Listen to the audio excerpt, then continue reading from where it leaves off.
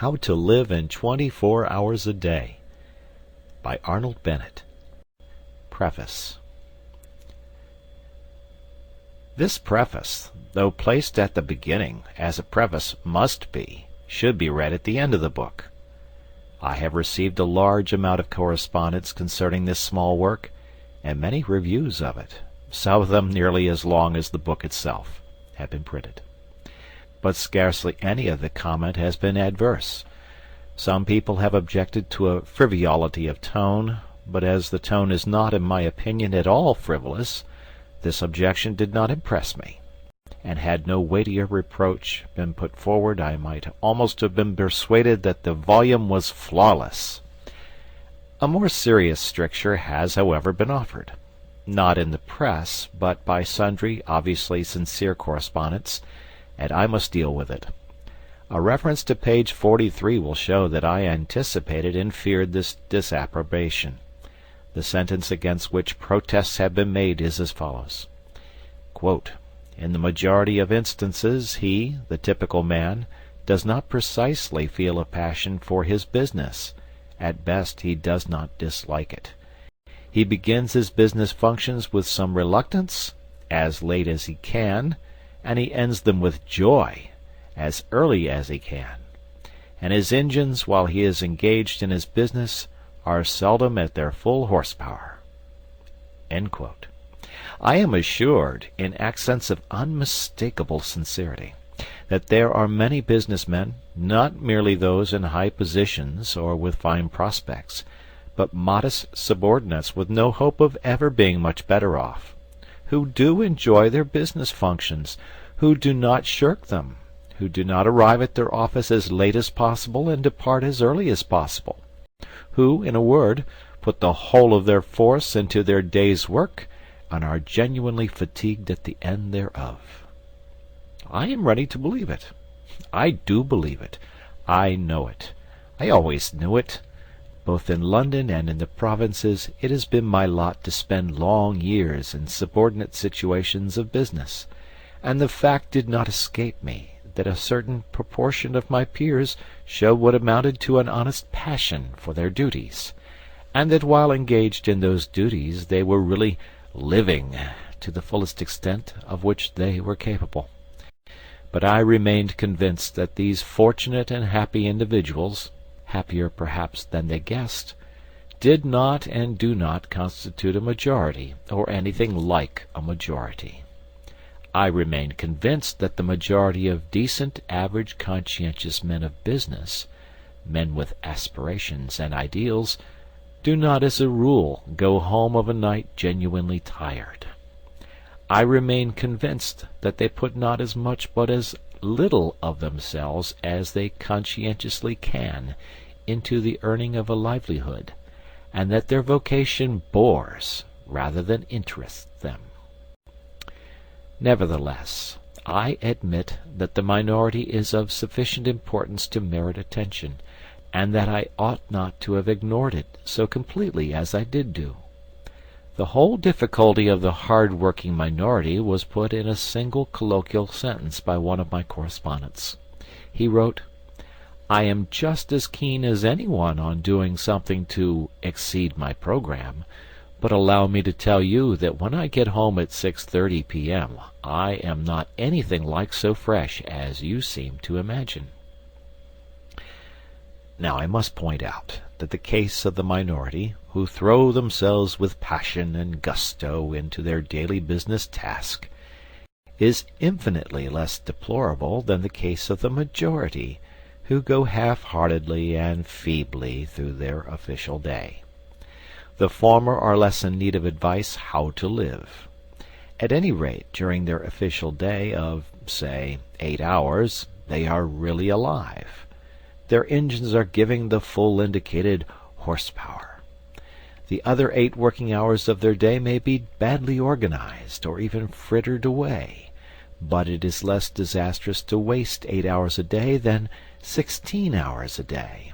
It is better to have lived a bit than never to have lived at all. The real tragedy is the tragedy of the man who is braced to effort neither in the office nor out of it, and to this man this book is primarily addressed. "But," says the other and more fortunate man, "although my ordinary program is bigger than his, I want to exceed my program too. I am living a bit, I want to live more, but I really can't do another day's work on the top of my official day." The fact is, I, the author, ought to have foreseen that I should appeal most strongly to those who already had an interest in existence. It is always the man who has tasted life who demands more of it. Well, you of the minority, let us assume that the intensity of your daily money-getting will not allow you to carry out quite all the suggestions in the following pages. Some of the suggestions may yet stand. I admit that you may not be able to use the time spent on the journey home at night, but the suggestion for the journey to the office in the morning is as practicable for you as for anybody. And that weekly interval of 40 hours, from Saturday to Monday, is yours just as much as the other man's, though a slight accumulation of fatigue may prevent you from employing the whole of your horsepower upon it. There remains then the important portion of the 3 or more evenings a week. You tell me flatly that you are too tired to do anything outside your program at night. In reply to which I tell you flatly that if your ordinary day's work is thus exhausting, then the balance of your life is wrong and must be adjusted. A man's powers ought not to be monopolized by his ordinary day's work.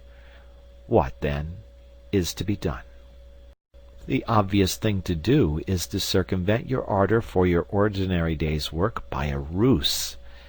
Employ your engines in something beyond the program before, and not after, you employ them on the program itself.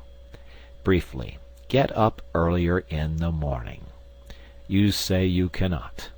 You say it is impossible for you to go earlier to bed of a night. To do so would upset the entire household. I do not think it is quite impossible to go to bed earlier at night. I think that if you persist in rising earlier, and the consequence is insufficiency of sleep, you will soon find a way of going to bed earlier. But my impression is that the consequences of rising earlier will not be an insufficiency of sleep. My impression, growing stronger every year, is that sleep is partly a matter of habit and of slackness. I am convinced that most people sleep as long as they do because they are at a loss for any other diversion. How much sleep do you think is daily obtained by the powerful, healthy man who daily rattles up your street in charge of Carter Patterson's van? I have consulted a doctor on this point. He is a doctor who for 24 years has had a large general practice in a large flourishing suburb of London, inhabited by exactly such people as you and me. He is a curt man, and his answer was curt. Most people sleep themselves stupid. He went on to give his opinion that 9 men out of 10 would have better health and more fun out of life if they spent less time in bed. Other doctors have confirmed this judgment, which, of course, does not apply to growing youths. Rise an hour and a half, or even 2 hours earlier, and, if you must, retire earlier when you can. In the matter of exceeding programs, you will accomplish as much in 1 morning hour as in 2 evening hours. But, you may say, I couldn't begin without some food and servants. Surely, my dear sir, in an age when an excellent spirit lamp, including a saucepan, can be bought for less than a shilling, you are not going to allow your highest welfare to depend upon the precarious immediate cooperation of a fellow creature. Instruct the fellow creature, whoever she may be, at night. Tell her to put a tray in a suitable position overnight. On that tray, 2 biscuits, a cup and saucer, a box of matches and a spirit lamp. On the lamp, the saucepan. On the saucepan, the lid. but turned the wrong way up. On the reversed lid, the small teapot, containing a minute quantity of tea leaves. You will then have to strike a match, that is all. In 3 minutes the water boils, and you pour it into the teapot, which is already warm. In 3 more minutes the tea is infused. You can begin your day while drinking it. These details may seem trivial to the foolish, but to the thoughtful they will not seem trivial. The proper, wise balancing of one's whole life may depend upon the feasibility of a cup of tea at an unusual hour. Chapter 1. The Daily Miracle. Yes, he's one of those men that don't know how to manage. Good situation, regular income, quite enough for luxuries as well as needs. Not really extravagant, and yet the fellow's always in difficulties. Somehow he gets nothing out of his money. Excellent flat, half empty. Always looks as if he'd had the brokers in. New suit, old hat. Magnificent necktie, baggy trousers. Ask you to dinner, cut glass, bad mutton, or Turkish coffee, cracked cup. He can't understand it. Explanation simply is that he fritters his income away. Wish I had the half of it. I'd show him. So we have most of us criticized at one time or another in our superior way. We are nearly all chancellors of the exchequer. It is the pride of the moment. Newspapers are full of articles explaining how to live on such and such a sum, and these articles provoke a correspondence whose violence proves the interest they excite. Recently, in a daily organ, a battle raged round the question whether a woman can exist nicely in the country on £85 a year. I have seen an essay, How to Live on 8 shillings a Week, but I have never seen an essay, How to Live on 24 hours a Day. Yet it has been said that time is money. That proverb understates the case. Time is a great deal more than money. If you have time, you can obtain money, usually. But though you have the wealth of a cloakroom attendant at the Carlton Hotel, you cannot buy yourself a minute more time than I have, or the cat by the fire has. Philosophers have explained space. They have not explained time. It is the inexplicable raw material of everything. With it, all is possible. Without it, nothing. The supply of time is truly a daily miracle, an affair genuinely astonishing when one examines it. You wake up in the morning, and lo, your purse is magically filled with 24 hours of the unmanufactured tissue of the universe of your life. It is yours. It is the most precious of possessions, a highly singular commodity showered upon you in a manner as singular as the commodity itself. For remark, no one can take it from you. It is unstealable, and no one receives either more or less than you receive. Talk about an ideal democracy. In the realm of time there is no aristocracy of wealth and no aristocracy of intellect. Genius is never rewarded by even an extra hour a day. And there is no punishment. Waste your infinitely precious commodity as much as you will, and the supply will never be withheld from you. No mysterious power will say, "This man is a fool, if not a knave. He does not deserve time. He shall be cut off at the meter." It is more certain than consols, and payment of income is not affected by Sundays. Moreover, you cannot draw on the future. Impossible to get into debt. You can only waste the passing moment. You cannot waste tomorrow. It is kept for you. You cannot waste the next hour. It is kept for you. I said the affair was a miracle. Is it not? You have to live on this 24 hours of daily time. Out of it you have to spin health, pleasure, money, content, respect, and the evolution of your immortal soul. Its right use, its most effective use, is a matter of the highest urgency and of the most thrilling actuality. All depends on that. Your happiness, the elusive prize that you are all clutching for, my friends, depends on that. Strange that the newspapers, so enterprising and up-to-date as they are not full of how to live on a given income of time instead of how to live on a given income of money. Money is far commoner than time. When one reflects, one perceives that money is just about the commonest thing there is. It encumbers the earth in gross heaps. If one can't contrive to live on a certain income of money, one earns a little more, or steals it, or advertises for it. One doesn't necessarily muddle one's life because one can't quite manage on £1,000 a year. One braces the muscles and makes it guineas, and balances the budget. But if you cannot arrange that an income of 24 hours a day shall exactly cover all proper items of expenditure, one does muddle one's life definitely. The supply of time, though gloriously regular, is cruelly restricted. Which of us lives on 24 hours a day? And when I say lives, I do not mean exists, nor muddles through. Which of us is free from that uneasy feeling that the great spending departments of his daily life are not managed as they ought to be?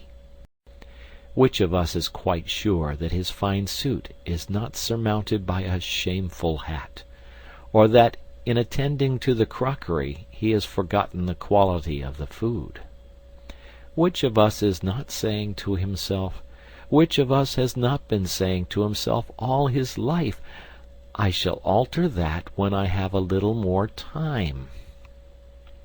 We never shall have any more time.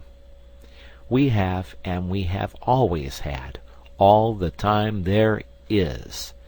It is the realization of this profound and neglected truth, which, by the way, I have not discovered, that has led me to the minute practical examination of daily time.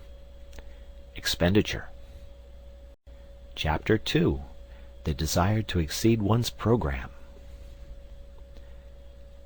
But, someone may remark with the English disregard of everything except the point, what is he driving at with his 24 hours a day? I have no difficulty in living on 24 hours a day. I do all that I want to do, and still find time to go in for newspaper competitions.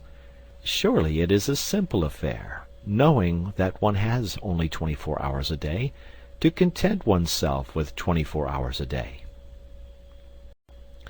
To you, my dear sir, I present my excuses and apologies. You are precisely the man that I have been wishing to meet for about 40 years.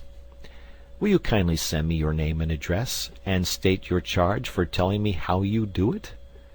Instead of me talking to you, you ought to be talking to me. That you exist, I am convinced, and that I have not yet encountered you is my loss.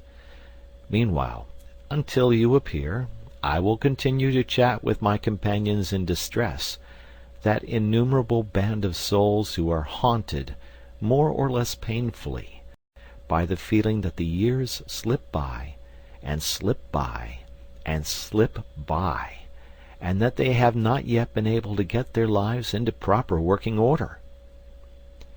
If we analyze that feeling, we shall perceive it to be primarily one of uneasiness, of expectation, of looking forward, of aspiration.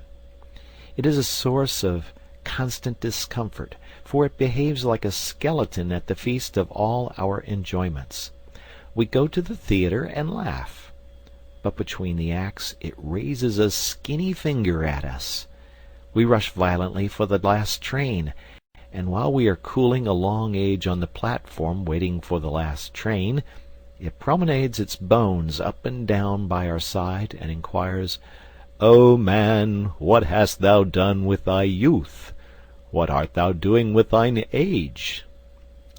You may urge that this feeling of continuous looking forward, of aspiration is part of life itself, and inseparable from life itself.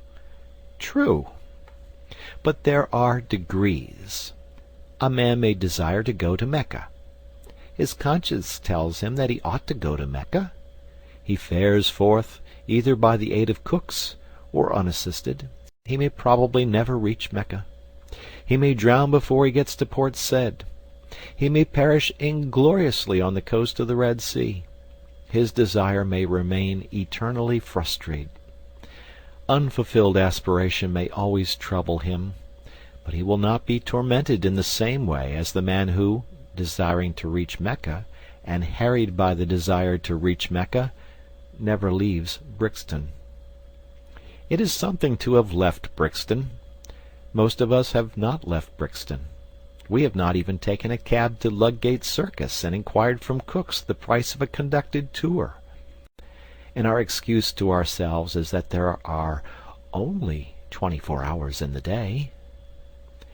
If we further analyze our vague, uneasy aspiration, we shall, I think, see that it springs from a fixed idea that we ought to do something in addition to those things which we are loyally and morally obliged to do.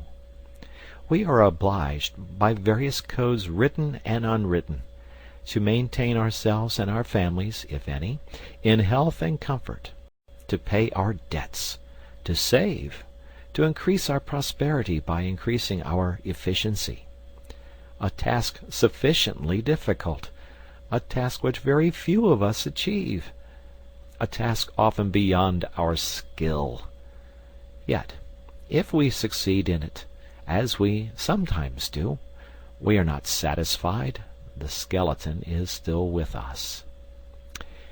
And even when we realize that the task is beyond our skill, that our powers cannot cope with it, we feel that we should be less discontented if we gave to our powers, already overtaxed, something still further to do. And such is indeed the fact. The wish to accomplish something outside their formal program is common to all men who in the course of evolution have risen past a certain level. Until an effort is made to satisfy that wish, the sense of uneasy waiting for something to start which is not started will remain to disturb the peace of the soul. That wish has been called by many names. It is one form of the universal desire for knowledge, and it is so strong that men whose whole lives have been given to the systematic acquirement of knowledge have been driven by it to overstep the limits of their program, in search of still more knowledge. Even Herbert Spencer, in my opinion the greatest mind that ever lived, was often forced by it into agreeable little backwaters of inquiry. I imagine that in the majority of people who are conscious of the wish to live, that is to say, people who have intellectual curiosity, the aspiration to exceed formal programs takes a literary shape. They would like to embark on a course of reading. Decidedly, the British people are becoming more and more literary. But I would point out that literature by no means comprises the whole field of knowledge, and that the disturbing thirst to improve one's self, to increase one's knowledge, may well be slaked quite apart from literature. With the various ways of slaking it I shall deal later. Here I merely point out to those who have no natural sympathy with literature that literature is not the only well. Chapter 3. Precautions before beginning. Now that I have succeeded, if succeeded I have, in persuading you to admit to yourself that you are constantly haunted by a suppressed dissatisfaction with your own arrangement of your daily life, and that the primal cause of that inconvenient dissatisfaction is the feeling that you are every day leaving undone something which you would like to do, and which indeed you are always hoping to do when you have more time. And now that I have drawn your attention to the glaring, dazzling truth that you will never have more time, since you already have all the time there is, you expect me to let you into some wonderful secret, by which you may at any rate approach the ideal of a perfect arrangement of the day, and by which, therefore, that haunting, unpleasant, daily disappointment of things left undone will be got rid of. I have found no such wonderful secret, nor do I expect to find it, nor do I expect that anyone else will ever find it. It is undiscovered. When you first began to gather my drift, perhaps there was a resurrection of hope in your breast. Perhaps you said to yourself, "This man will show me an easy, unfatiguing way of doing what I have so long in vain wished to do." Alas, no. The fact is that there is no easy way, no royal road. The path to Mecca is extremely hard and stony, and the worst of it is that you never quite get there after all.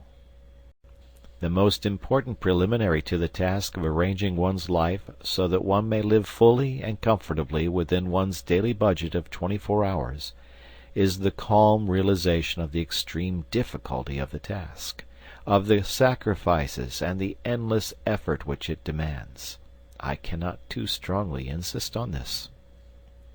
If you imagine that you will be able to achieve your ideal by ingeniously planning out a timetable with a pen on a piece of paper, you had better give up hope at once. If you are not prepared for discouragements and dissolutions, if you will not be content with a small result for a big effort, then do not begin. Lie down again, and resume the uneasy doze which you call your existence. It is very sad, is it not? Very depressing and somber. And yet I think it is rather fine, too, this necessity for the tense bracing of the will before anything worth doing can be done. I rather like it myself. I feel it to be the chief thing that differentiates me from the cat by the fire. Well, you say, assume that I am braced for the battle. Assume that I have carefully weighed and comprehended your ponderous remarks. How do I begin? Dear sir, you simply begin. There is no magic method of beginning. If a man standing on the edge of a swimming bath and wanting to jump into the cold water should ask you, "How do I begin to jump?" you would merely reply, "Just jump. Take hold of your nerves and jump." As I have previously said, the chief beauty about the constant supply of time is that you cannot waste it in advance. The next year, the next day, the next hour are lying ready for you, as perfect, as unspoilt, as if you had never wasted or misapplied a single moment in all your career.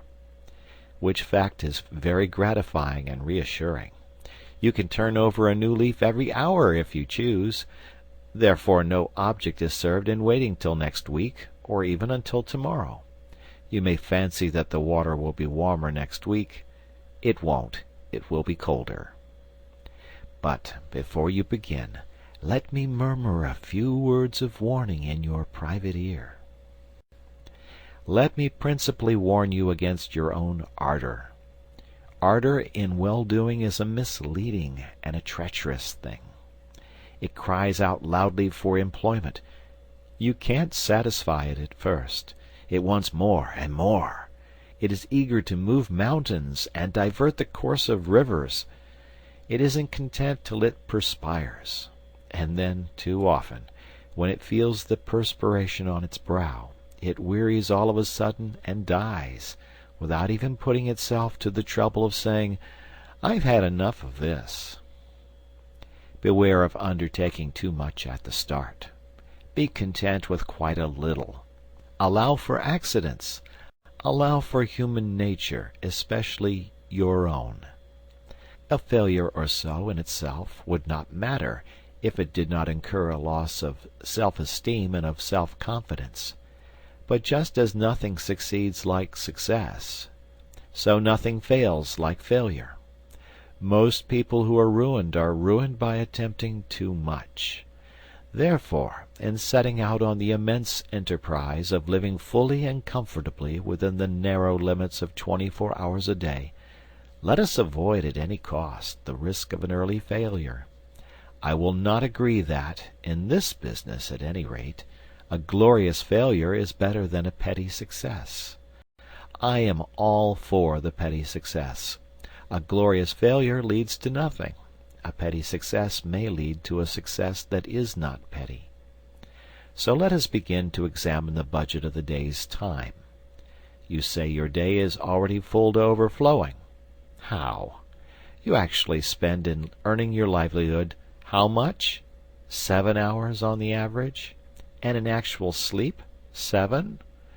I will add 2 hours and be generous, and I will defy you to account to me on the spur of the moment for the other 8 hours.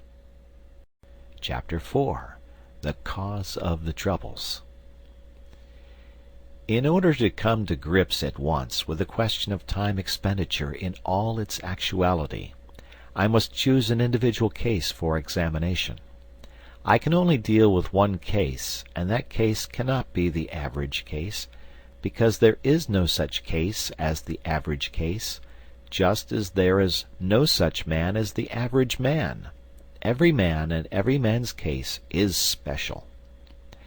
But if I take the case of a Londoner who works in an office, whose office hours are from 10 to 6, and who spends 50 minutes morning and night in traveling between his house door and his office door, I shall have got as near to the average as facts permit.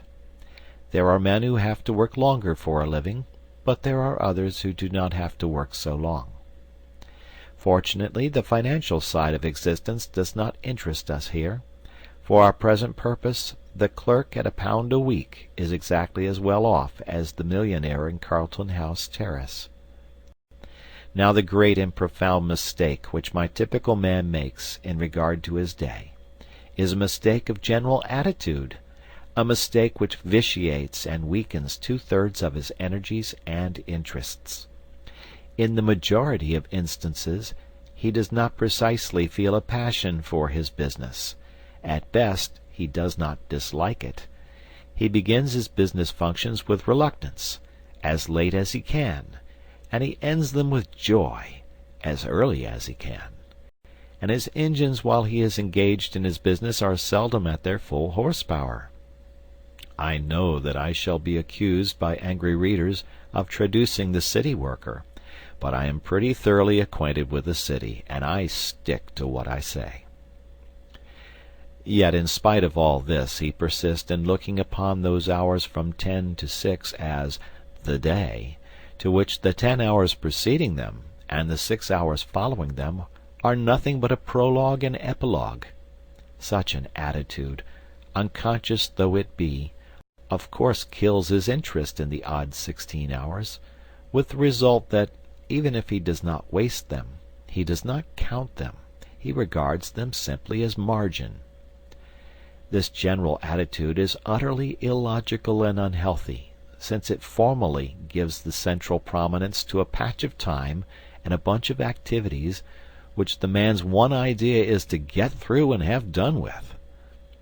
If a man makes 2/3 of his existence subservient to 1/3, for which admittedly he has no absolutely feverish zest, how can he hope to live fully and completely? He cannot. If my typical man wishes to live fully and completely, he must, in his mind, arrange a day within a day. And this inner day, a Chinese box in a larger Chinese box, must begin at 6 p.m. and end at 10 a.m. It is a day of 16 hours, and during all these 16 hours he has nothing whatever to do but cultivate his body and his soul and his fellow men. During those 16 hours he is free. He is not a wage earner. He is not preoccupied with monetary cares. He is just as good as a man with a private income. This must be his attitude, and his attitude is all important. His success in life, much more important than the amount of estate upon which his executors will have to pay estate duty, depends on it. What? You say that full energy given to those 16 hours will lessen the value of the business 8? Not so. On the contrary, it will assuredly increase the value of the business 8. One of the chief things which my typical man has to learn is that the mental faculties are capable of a continuous hard activity. They do not tire, like an arm or a leg. All they want is change, not rest, except in sleep. I shall now examine the typical man's current method of employing the 16 hours that are entirely his, beginning with his uprising. I will merely indicate things which he does and which I think he ought not to do, postponing my suggestions for planting the times when I shall have cleared, as a settler clears spaces in a forest. In justice to him, I must say that he wastes very little time before he leaves the house in the morning at 9:10. In too many houses he gets up at 9, breakfasts between 9:07 and 9:30, and then bolts. But immediately he bangs the front door his mental faculties, which are tireless, become idle. He walks to the station in a condition of mental coma. Arrived there, he usually has to wait for the train. On hundreds of suburban stations every morning you see men calmly strolling up and down platforms, while railway companies unblushingly rob them of time, which is more than money. Hundreds of thousands of hours are thus lost every day, simply because my typical man thinks so little of time that it has never occurred to him to take quite easy precautions against the risk of its loss. He has a solid coin of time to spend every day. Call it a sovereign. He must get change for it, and in getting change he is content to lose heavily. Supposing that in selling him a ticket, the company said, "We will change your sovereign, but we shall charge you 3 halfpence for doing so." What would my typical man exclaim? Yet that is the equivalent of what the company does when it robs him of 5 minutes twice a day. You say I am dealing with minutiae. I am, and later on I will justify myself. Now will you kindly buy your paper and step onto the train? Chapter 5. Tennis and the Immortal Soul. You get into the morning train with your newspaper, and you calmly and majestically give yourself up to your newspaper. You do not hurry. You know you have at least half an hour of security in front of you. As your glance lingers idly at the advertisements of shipping and of songs on the outer pages, your air is the air of a leisured man, wealthy in time, of a man from some planet where there are 124 hours a day instead of 24. I am an impassioned reader of newspapers. I read 5 English and 2 French dailies, and the news agents alone know how many weeklies, regularly. I am obliged to mention this personal fact lest I should be accused of a prejudice against newspapers, when I say that I object to the reading of newspapers in the morning train. Newspapers are produced with rapidity, to be read with rapidity. There is no place in my daily program for newspapers. I read them as I may in odd moments, but I do read them. The idea of devoting to them 30 or 40 consecutive minutes of wonderful solitude, for nowhere can one more perfectly immerse oneself in oneself than in a compartment full of silent, withdrawn, smoking males, is to me repugnant. I cannot possibly allow you to scatter priceless pearls of time with such oriental lavishness. You are not the Shah of time. Let me respectfully remind you that you have no more time than I have. No newspaper reading in trains. I have already put by about 3/4 of an hour for use. Now you reach your office, and I abandon you there till 6 o'clock. I am aware that you have nominally an hour, often in reality an hour and a half, in the midst of the day, less than half of which time is given to eating. But I will leave you all that to spend as you choose. You may read your newspapers then. I meet you again as you emerge from your office. You are pale and tired. At any rate, your wife says you are pale, and you give her to understand that you are tired. During the journey home, you have been gradually working up the tired feeling. The tired feeling hangs heavy over the mighty suburbs of London like a virtuous and melancholy cloud, particularly in winter. You don't eat immediately on your arrival home, but in about an hour or so you feel as if you could sit up and take a little nourishment, and you do. Then you smoke seriously. You see friends. You potter. You play cards. You flirt with a book. You note that old age is creeping on. You take a stroll. You caress the piano. By Jove, 11:15. You then devote quite 40 minutes to thinking about going to bed, and it is conceivable that you are acquainted with a genuinely good whisky. At last you go to bed, exhausted by the day's work. 6 hours, probably more, have gone since you left the office, gone like a dream, gone like magic, unaccountably gone. That is a fair sample case. But you say, it's all very well for you to talk. A man is tired. A man must see his friends. He can't always be on the stretch. Just so. But when you arrange to go to the theatre, especially with a pretty woman, what happens? You rush to the suburbs. You spare no toil to make yourself glorious in fine raiment. You rush back to town in another train. You keep yourself on the stretch for 4 hours, if not 5. You take her home. You take yourself home. You don't spend 3/4 of an hour in thinking about going to bed. You go.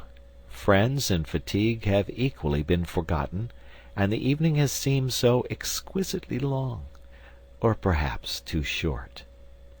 And do you remember that time when you were persuaded to sing in the chorus of the Amateur Operatic Society, and slaved 2 hours every other night for 3 months? Can you deny that when you have something definite to look forward to at eventide, something that is to employ all your energy, the thought of that something gives a glow and a more intense vitality to the whole day? What I suggest is that at 6 o'clock you look facts in the face and admit that you are not tired, because you are not, you know, and that you arrange your evening so that it is not cut in the middle by a meal. By so doing you will have a clear expanse of at least 3 hours. I do not suggest that you should employ 3 hours every night of your life in using up your mental energy, but I do suggest that you might, for commencement, employ an hour and a half every other evening in some important and consecutive cultivation of the mind. You will still be left with 3 evenings for friends, bridge, tennis, domestic scenes, odd reading, pipes, gardening, pottering, and prize competitions. You will still have the terrific wealth of 45 hours between 2 p.m. Saturday and 10 a.m. Monday. If you persevere, you will soon want to pass 4 evenings, and perhaps 5, in some sustained endeavor to be genuinely alive. And you will fall out of that habit of muttering to yourself at 11:15 p.m., "Time to be thinking about going to bed." The man who begins to go to bed 40 minutes before he opens his bedroom door is bored. That is to say, he is not living. But remember, at the start, those 90 nocturnal minutes thrice a week must be the most important minutes in the 10,080. They must be sacred, quite as sacred as a dramatic rehearsal or a tennis match. Instead of saying, "Sorry I can't see you, old chap, but I have to run off to the tennis club," you must say, "But I have to work." This, I admit, is intensely difficult to say. Tennis is so much more urgent than the immortal soul. Chapter 6. Remember Human Nature. I have incidentally mentioned the vast expanse of 45 hours between leaving business at 2 p.m. on Saturday and returning to business at 10 a.m. on Monday. and here I must touch on the point whether the week should consist of 6 days or of 7. For many years, in fact, until I was approaching 40, my own week consisted of 7 days. I was constantly being informed by older and wiser people that more work, more genuine living, could be got out of 6 days than out of 7. And it is certainly true that now, with 1 day in 7 in which I follow no program, and make no effort save what the caprice of the moment dictates, I appreciate intensely the moral value of a weekly rest. Nevertheless, had I my life to arrange over again, I would do again as I have done. Only those who have lived at the full stretch 7 days a week for a long time can appreciate the full beauty of a regular recurring idleness. Moreover, I am aging, and it is a question of age. In cases of abounding youth and exceptional energy and desire for effort, I should say unhesitatingly, keep going day in, day out. But in the average case I should say, confine your formal program, super-program I mean, to 6 days a week. If you find yourself wishing to extend it, but only in proportion to your wish, and count the extra time as a windfall, not as regular income, so that you can return to a 6-day program without the sensation of being poorer, of being a backslider. Let us now see where we stand. So far we have marked for saving out of the waste of days half an hour at least on 6 mornings a week, and 1 hour and a half on 3 evenings a week. Total, 7 hours and a half a week. I propose to be content with that 7 hours and a half for the present. What? You cry. You pretend to show us how to live, and you only deal with 7 hours and a half out of 168? Are you going to perform a miracle with your 7 hours and a half? Well, not to mince the matter, I am, if you will kindly let me. That is to say, I am going to ask you to attempt an experience which, while perfectly natural and explicable, has all the air of a miracle. My contention is that the full use of those 7½ hours will quicken the whole life of the week, add zest to it, and increase the interest which you feel in even the most banal occupations.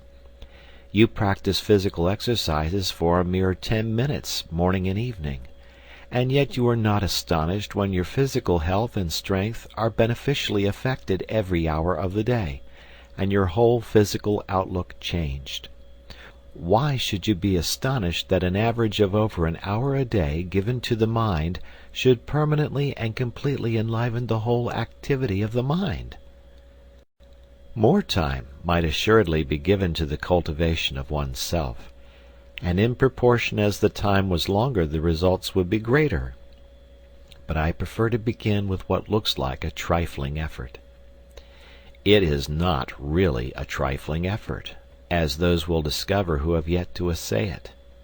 To clear even 7 hours and a half from the jungle is passably difficult, for some sacrifice has to be made.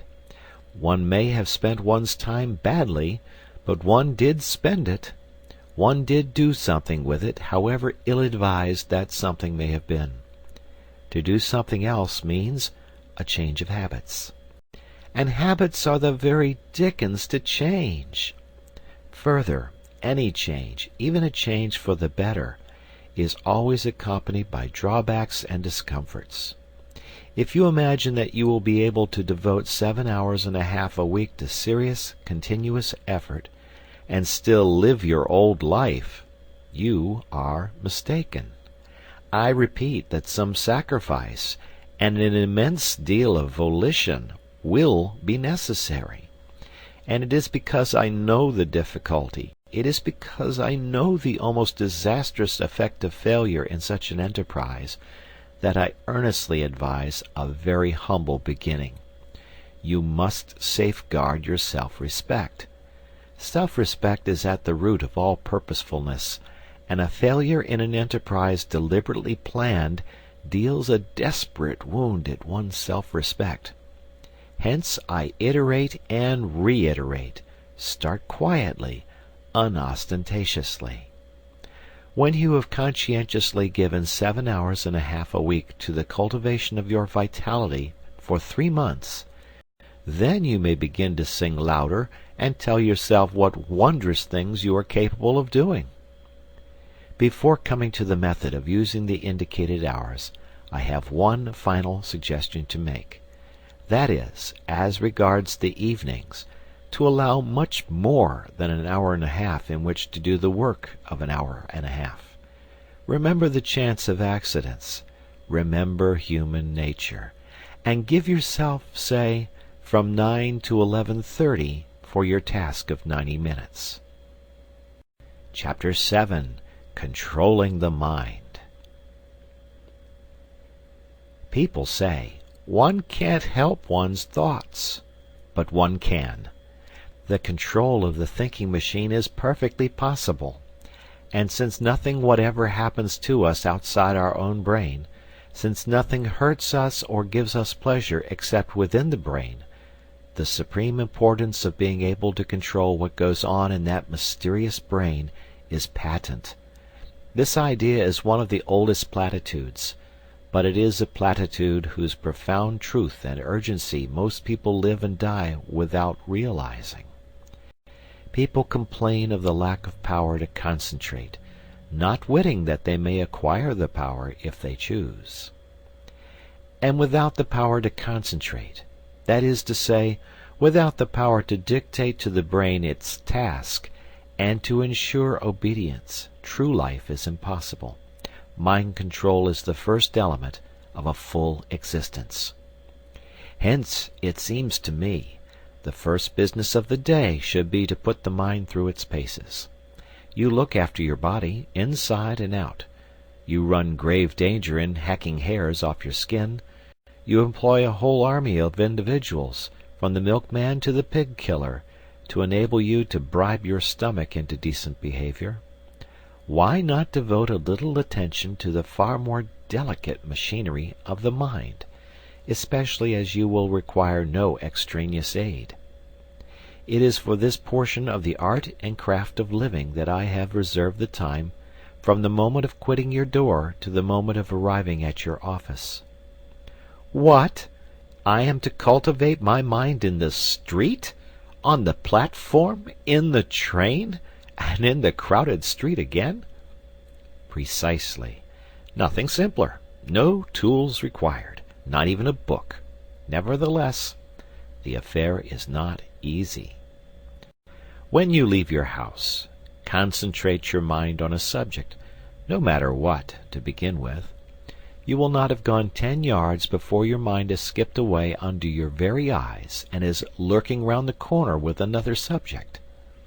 Bring it back by the scruff of the neck. Ere you have reached the station, you will have brought it back about 40 times. Do not despair. Continue. Keep it up. You will succeed. You cannot by any chance fail if you persevere. It is idle to pretend that your mind is incapable of concentration. Do you not remember that morning when you received a disquieting letter which demanded a very carefully worded answer? How you kept your mind steadily on the subject of the answer, without a second's intermission, until you reached your office, whereupon you instantly sat down and wrote the answer. That was a case in which you were roused by circumstances to such a degree of vitality that you were able to dominate your mind like a tyrant. You would have no trifling. You insisted that its work should be done, and its work was done. By the regular practice of concentration, as to which there is no secret, save the secret of perseverance, you can tyrannize over your mind, which is not the highest part of you, every hour of the day, and in no matter what place. The exercise is a very convenient one. If you got into your morning train with a pair of dumbbells for your muscles, or an encyclopedia in 10 volumes for your learning, you would probably excite remark. But as you walk in the street, or sit in the corner of the compartment behind a pipe, or strap hang on the subterranean, who is to know that you are engaged in the most important of daily acts? What asinine boor can laugh at you? I do not care what you concentrate on, so long as you concentrate. It is the mere disciplining of the thinking machine that counts. But still, you may as well kill two birds with one stone and concentrate on something useful.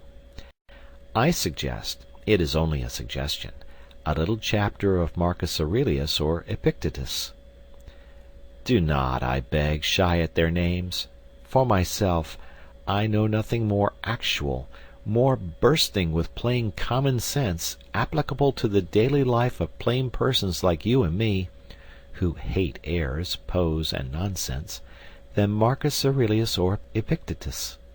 Read a chapter, and so short they are, the chapters, in the evening, and concentrate on it the next morning. You will see. Yes, my friend, it is useless for you to try to disguise the fact. I can hear your brain like a telephone at my ear. You are saying to yourself, "This fellow was doing pretty well up to his 7th chapter. He had begun to interest me faintly. But what he says about thinking in trains, and concentration, and so on, is not for me. It may be well enough for some folks, but it isn't in my line." It is for you, I passionately repeat. It is for you. Indeed, you are the very man I am aiming at. Throw away the suggestion, and you throw away the most precious suggestion that was ever offered to you. It is not my suggestion. It is the suggestion of the most sensible, practical, hard-headed men who have walked the earth. I only give it to you at second hand. Try it. Get your mind in hand, and see how the process cures half the evils of life, especially worry, that miserable, avoidable, shameful disease, worry. Chapter 8. The Reflective Mood. The exercise of concentrating the mind, to which at least half an hour a day should be given, is a mere preliminary, like scales on the piano. Having acquired power over that most unruly member of one's complex organism, one has naturally to put it to the yoke. Useless to possess an obedient mind unless one profits to the furthest possible degree by its obedience. A prolonged primary course of study is indicated. Now, as to what this course of study should be, cannot be any question. There never has been any question. All the sensible people of all ages are agreed upon it. And it is not literature, nor is it any other art, nor is it history, nor is it any science. It is the study of one's self.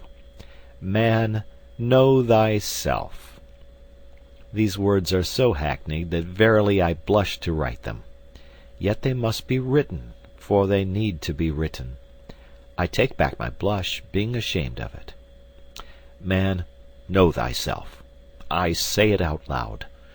The phrase is one of those phrases with which every one is familiar, of which every one acknowledges the value, and which only the most sagacious put into practice. I don't know why. I am entirely convinced that what is more than anything else lacking in the life of the average well-intentioned man of today is the reflective mood.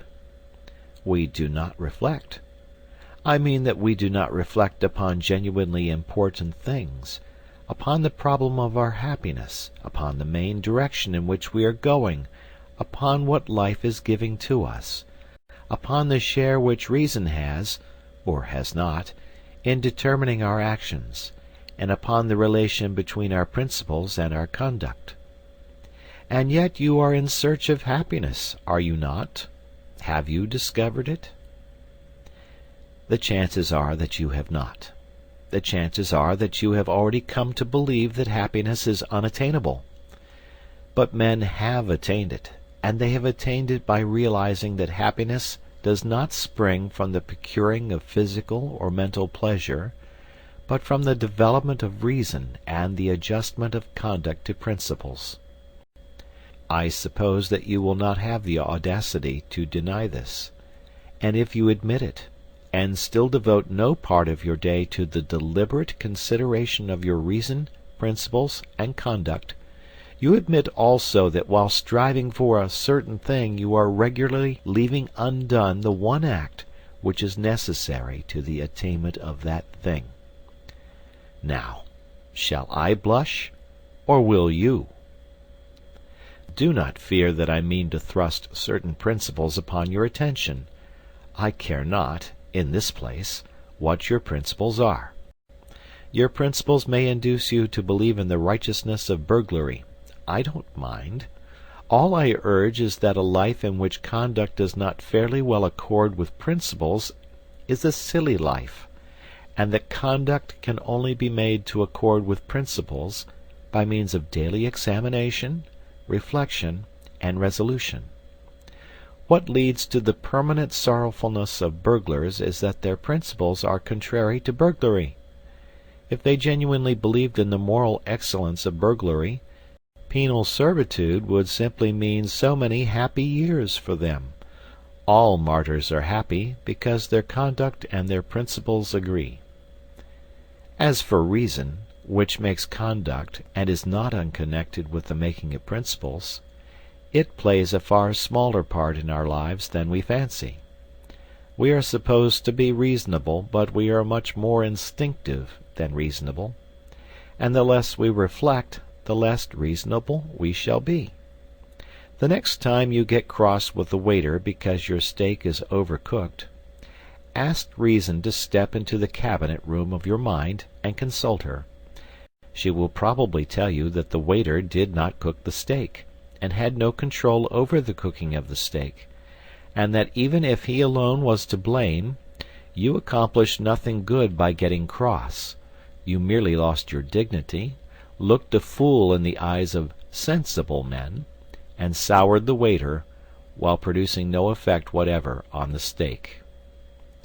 The result of this consultation with reason, for which she makes no charge, will be that when once more your steak is overcooked you will treat the waiter as a fellow creature, remain quite calm in a kindly spirit, and politely insist on having a fresh steak. The gain will be obvious and solid.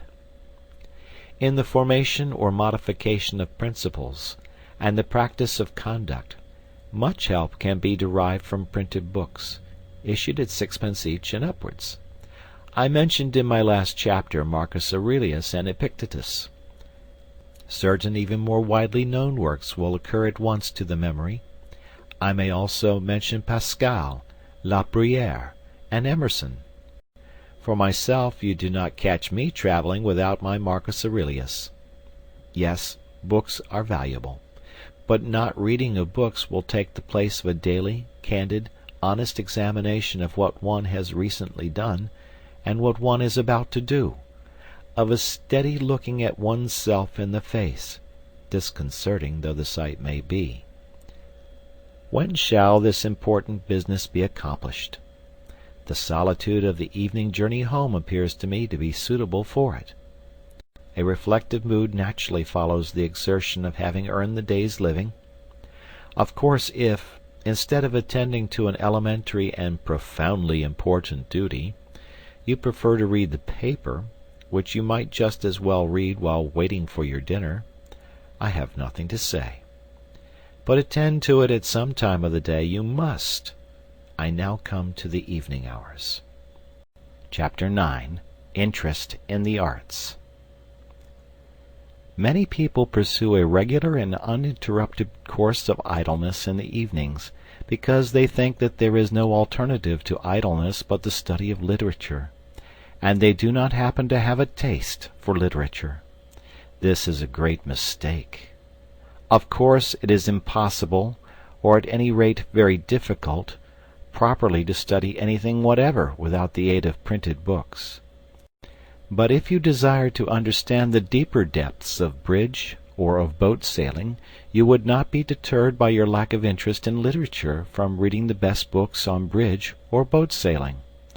We must therefore distinguish between literature and books treating of subjects not literary.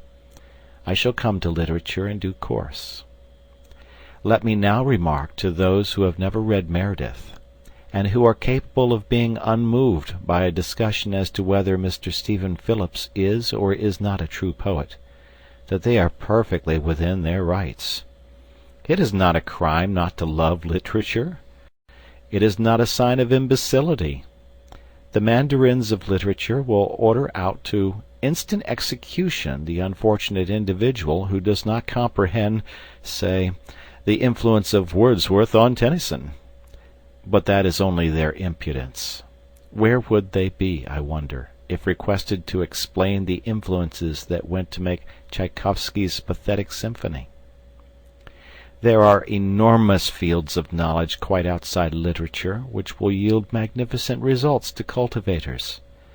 For example, since I have just mentioned the most popular piece of high-class music in England today, I am reminded that the Promenade Concerts begin in August. You go to them. You smoke your cigar or cigarette, and I regret to say that you strike your matches during the soft bars of the Lohengrin Overture, and you enjoy the music. But you say you cannot play the piano or the fiddle or even the banjo, that you know nothing of music.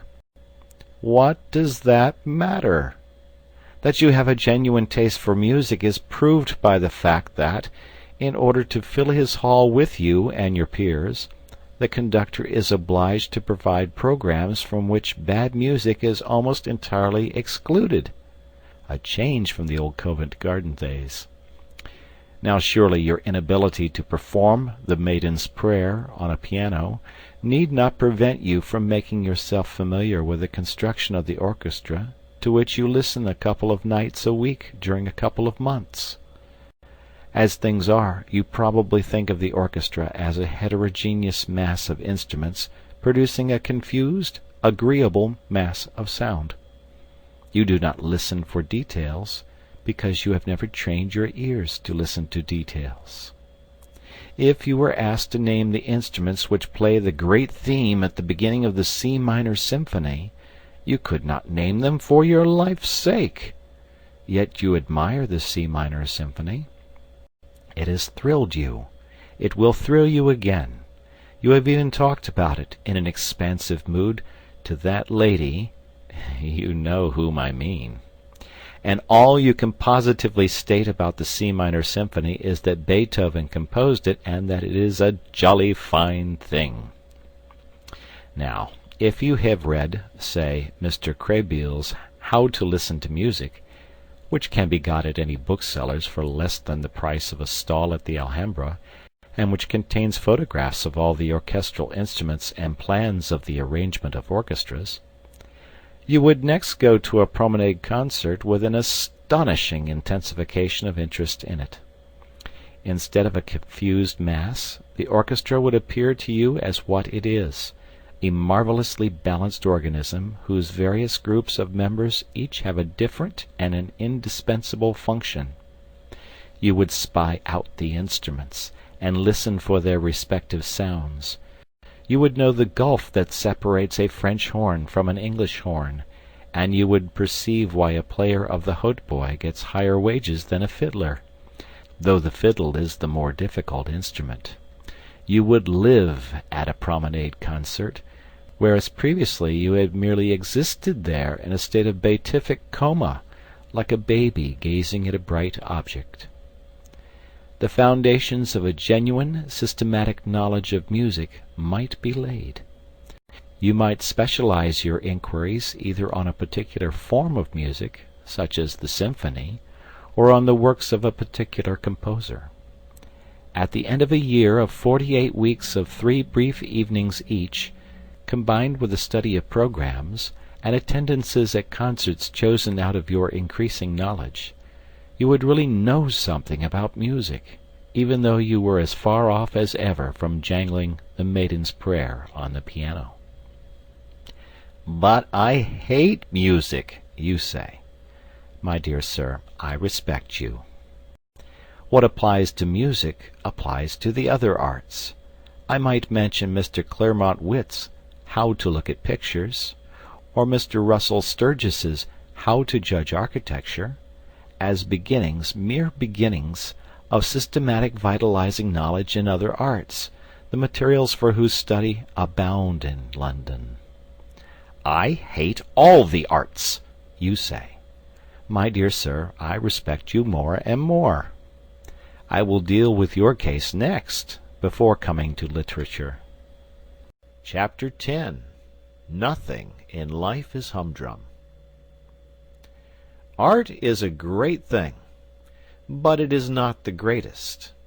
The most important of all perceptions is the continual perception of cause and effect.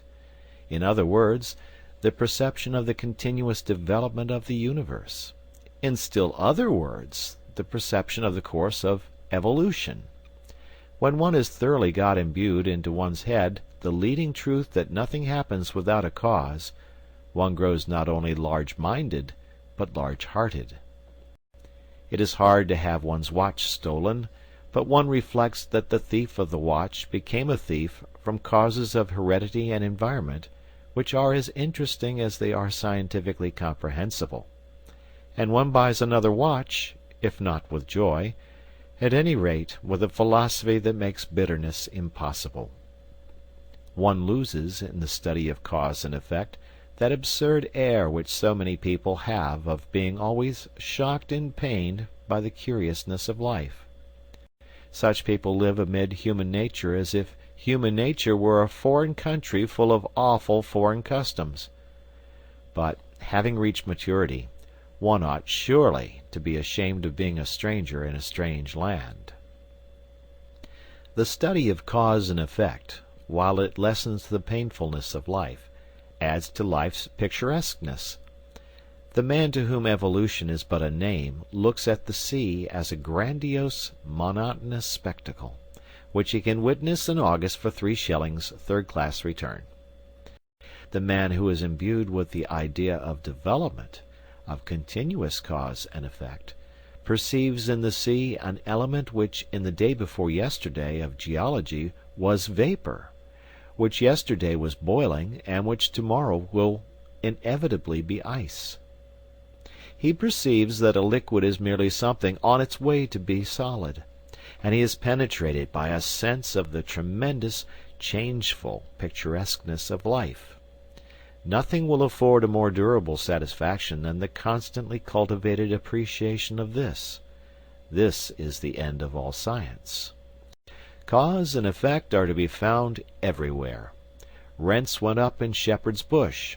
It was painful and shocking that rents should go up in Shepherd's Bush, but to a certain point we are all scientific students of cause and effect, and there was not a clerk lunching at a Lyons restaurant who did not scientifically put 2 and 2 together and see in the once twopenny tube the cause of an excessive demand for wigwams in Shepherd's Bush, and in the excessive demand for wigwams the cause of the increase in the price of wigwams. Simple, you say disdainfully. Everything, the whole complex movement of the universe, is as simple as that, when you can sufficiently put 2 and 2 together. And, my dear sir, perhaps you happen to be an estate agent's clerk, and you hate the arts, and you want to foster your immortal soul, and you can't be interested in your business because it's so humdrum. Nothing is humdrum. The tremendous, changeful picturesqueness of life is marvelously shown in an estate agent's office. What? There was a block of traffic in Oxford Street. To avoid the block, people actually began to travel under the cellars and drains, and the result was a rise of rents in Shepherd's Bush. And you say that isn't picturesque? Suppose you were to study, in this spirit, the property question in London for an hour and a half every other evening. Would it not give zest to your business, and transform your whole life? You would arrive at more difficult problems, and you would be able to tell us why, as the natural result of cause and effect, the longest straight street in London is about a yard and a half in length, while the longest absolutely straight street in Paris extends for miles. I think you will admit that in an estate agent's clerk I have not chosen an example that specially favors my theories. You are a bank clerk, and you have not read that breathless romance, disguised as a scientific study, Walter Bagehot's Lombard Street? Ah, my dear sir, if you had begun with that, and followed it up for 90 minutes every other evening, how enthralling your business would be to you, and how much more clearly you would understand human nature. You are penned in town, but you love excursions in the country and the observation of wild life. Certainly a heart-enlarging diversion. Why don't you walk out of your house door, in your slippers, to the nearest gas lamp of a night with a butterfly net, and observe the wild life of common and rare moths that is beating about it, and coordinate the knowledge thus obtained, and build a superstructure on it, and at last get to know something about something? You need not be devoted to the arts, not to literature, in order to live fully. The whole field of daily habit and scene is waiting to satisfy that curiosity which means life, and the satisfaction of which means an understanding heart. I promised to deal with your case, O man who hates art and literature, and I have dealt with it. I now come to the case of the person, happily very common, who does like reading. Chapter 11. Serious Reading. Novels are excluded from serious reading, so that the man who, bent on self-improvement, has been deciding to devote 90 minutes 3 times a week to a complete study of the works of Charles Dickens would be well advised to alter his plans. The reason is not that novels are not serious. Some of the great literature of the world is in the form of prose fiction. The reason is that bad novels ought not to be read, and that good novels never demand any appreciable mental application on the part of the reader. It is only the bad parts of Meredith's novels that are difficult. A good novel rushes you forward like a skiff down a stream, and you arrive at the end, perhaps breathless, but unexhausted. The best novels involve the least strain.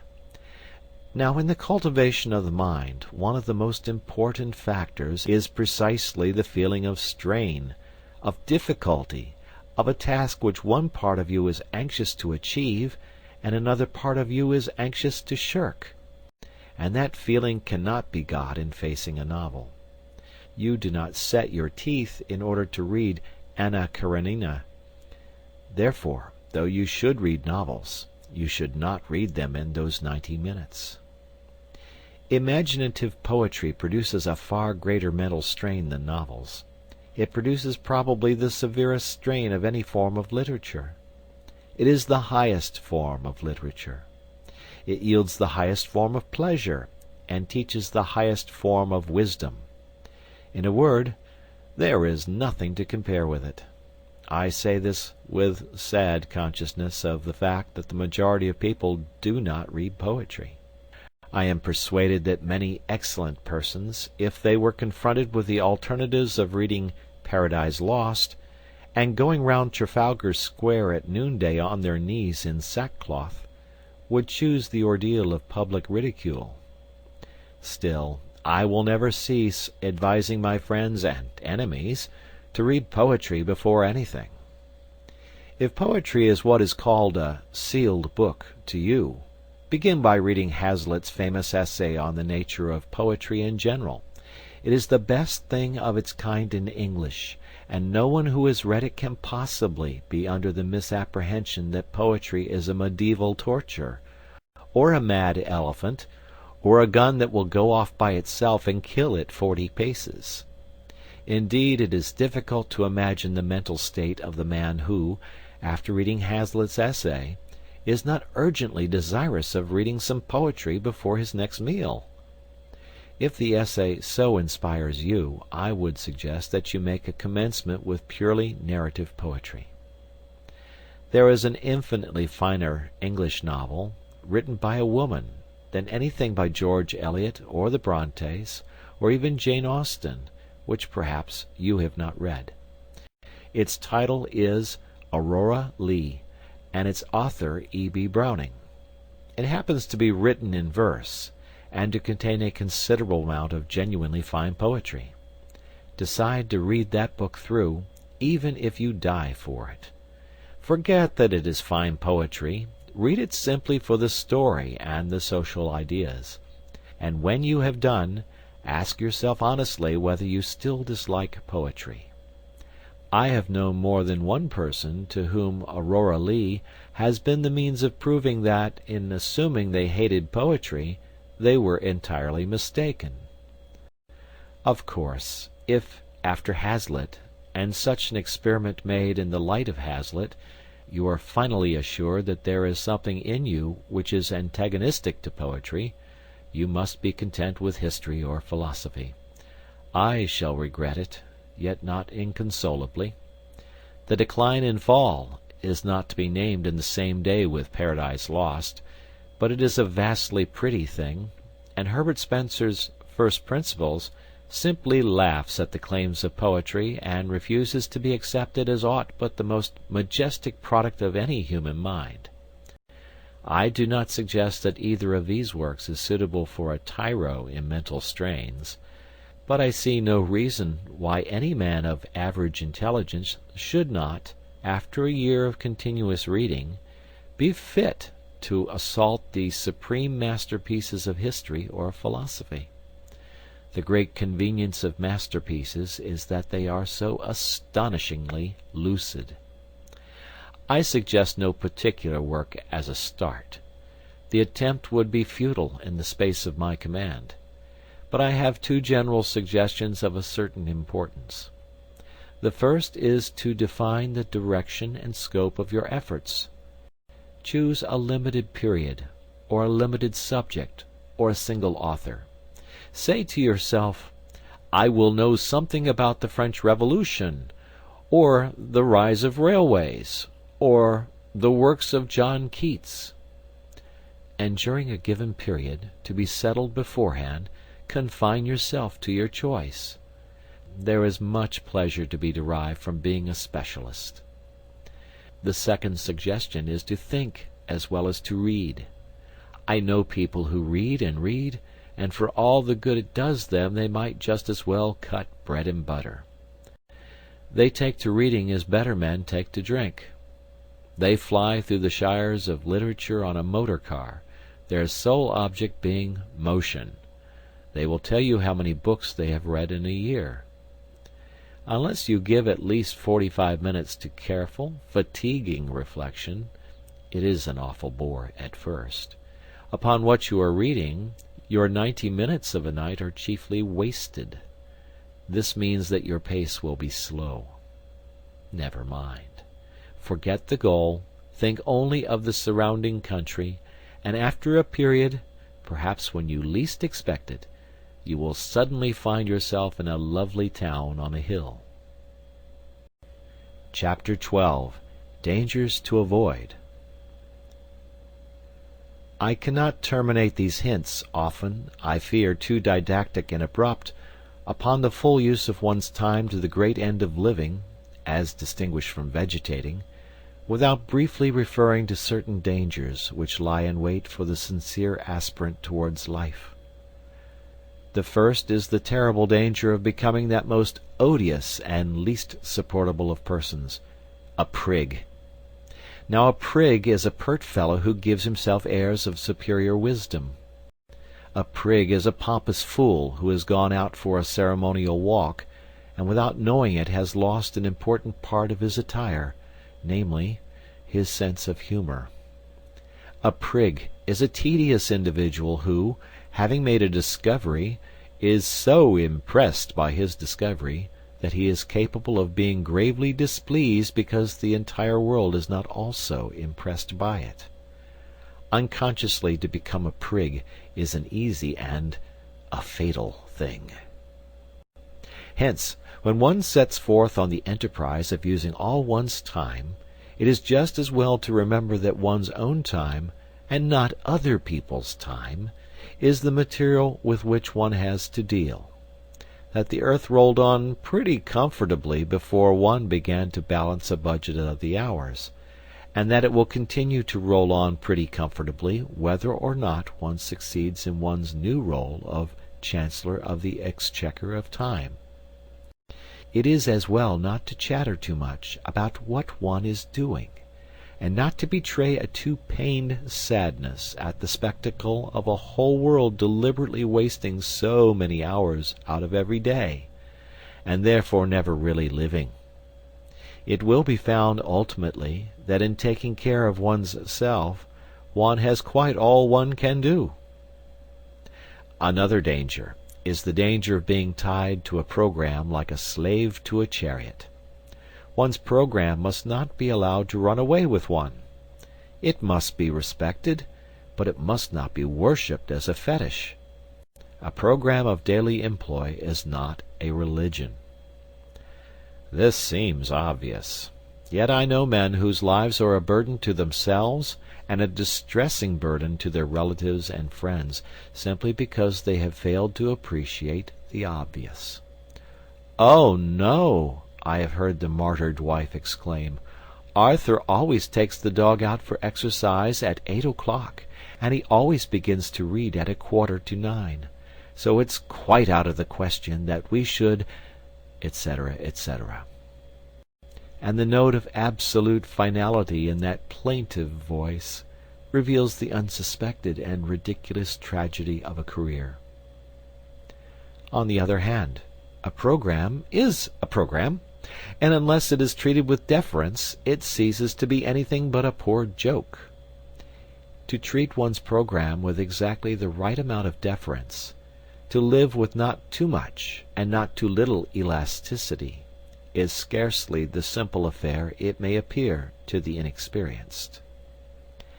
And still another danger is the danger of developing a policy of rush, of being gradually more and more obsessed by what one has to do next. In this way one may come to exist as in a prison, and one's life may cease to be one's own. One may take the dog out for a walk at 8 o'clock, and meditate the whole time on the fact that one must begin to read at 8:45, and that one must not be late. And the occasional deliberate breaking of one's program will not help to mend matters. The evil springs not from persisting without elasticity in what one has attempted, but from originally attempting too much, from filling one's program till it runs over. The only cure is to reconstitute the program and to attempt less. But the appetite for knowledge grows by what it feeds on, and there are men who come to like a constant breathless hurry of endeavor. Of them it may be said that a constant breathless hurry is better than an eternal doze. In any case, if the program exhibits a tendency to be oppressive, and yet one wishes not to modify it, an excellent palliative is to pass with exaggerated deliberation from one portion of it to another. For example, to spend 5 minutes in perfect mental quiescence between chaining up the St. Bernard and opening the book. In other words, to waste 5 minutes with the entire consciousness of wasting them.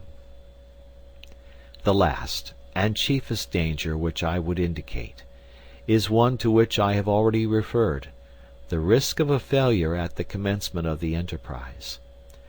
I must insist on it.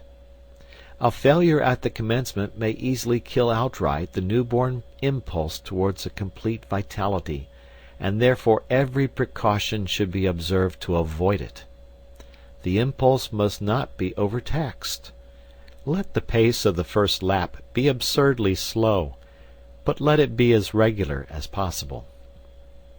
And, having once decided to achieve a certain task, achieve it at all costs of tedium and distaste.